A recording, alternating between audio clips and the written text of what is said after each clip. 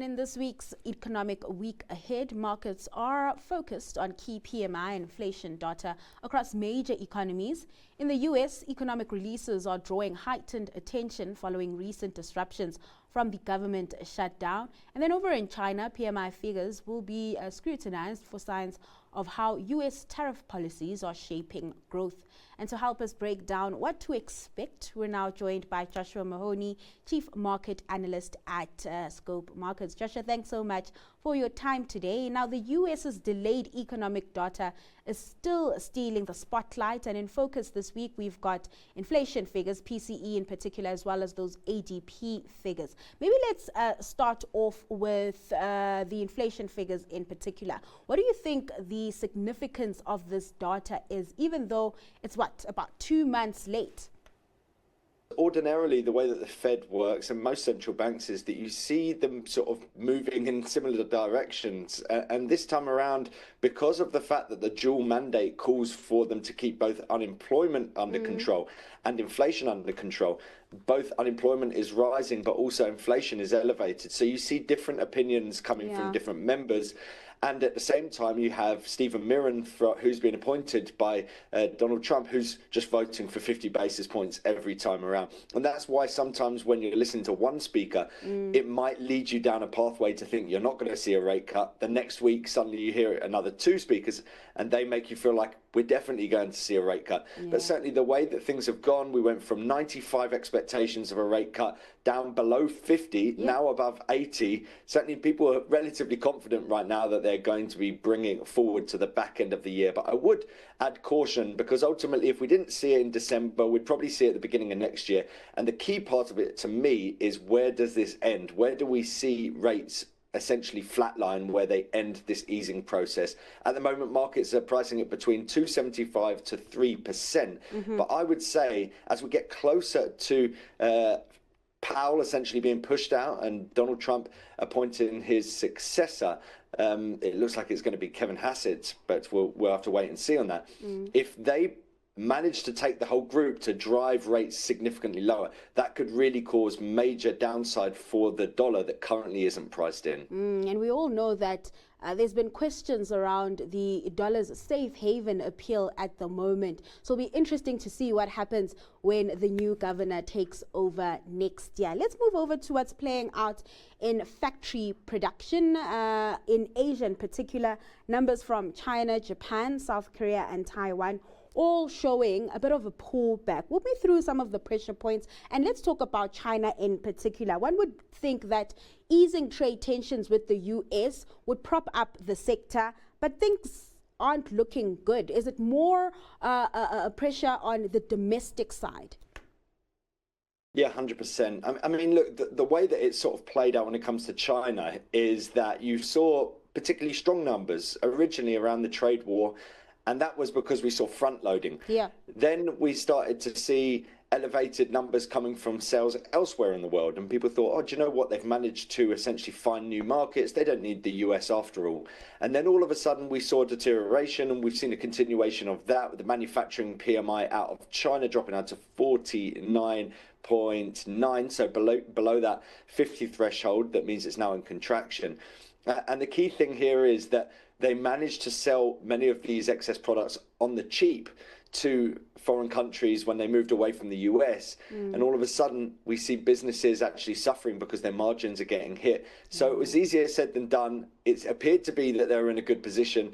They don't necessarily have the domestic strength at the moment, and those that they're selling to abroad, they're having to do so at a lower price, and that's why we're seeing many of the companies suffering within the industry right now. And I guess we'll have to wait and see how that filters through to the growth numbers. I was reading earlier this morning that some economists are now even lowering their expectation when it comes to growth, penciling in perhaps a 4.5% to 4.8% GDP growth come year in. Of course, that would be lower to the government's 5% target. But I want us to move over to Europe before we let you go. Markets on that front are less bullish when it comes to monetary policy, with about 25% of participants pricing in a rate cut this month. where do you stand, right? We can even talk about your expectations when it comes to the Eurozone inflation print out tomorrow. Yeah, I mean, look, the question mark here isn't necessarily whether we see one more rate cut or not. It's whether we're essentially at the end of the process, because if it doesn't come now, it probably won't come in the future. And look, inflation, it looks like it's by and large under control. If you look at the sort of headline figure, 2.1%, but underlying within that, if you look, say, 6 months down the line, the figure is on track to hit more like 1.6, 1.7. So sub 2% inflation looks very likely in the Eurozone. They already have done a lot of easing. And really, it's the job of the ECB to make sure they've still got something in the tank. They're not necessarily within a crisis right now. So I think we're pretty much at the end of the road when it comes to easing. Yeah. Probably not another one. Even if they do, people are probably going to say, okay, well, they're still done. And therefore, you see the differentials coming into play, where you see central banks like in the UK that are still pretty early in the process compared to the Eurozone. That provides the basis for a potential snapback with strength for euro sterling that's been playing out thus far, and I expect to see more of the same. I mean, with inflation below 2%, they sit at a very, very comfortable place. Let's get your thoughts around the UK budget, right? Rachel Reeves facing mounting pressure post that budget, with her whole career sort of being under threat at the moment. Yeah, 100%. I mean, it's all that anyone's talking about in the UK at the moment, because essentially she provided the basis for everyone to think that we had between 20 to 25 billion pounds that needed to be made up as a sort of fiscal black hole, and therefore they would need to raise taxes. There was talk of potentially even raising income tax, which would break their pre-election pledge to not do so. They wouldn't want to tax working people. Instead, they didn't, but they froze the tax thresholds, which essentially means when you get a pay rise, you end up falling into a higher bracket, and therefore you still are a working person that pays more. But it's a way of getting around saying she was going to do that. She did what she said she didn't want to do.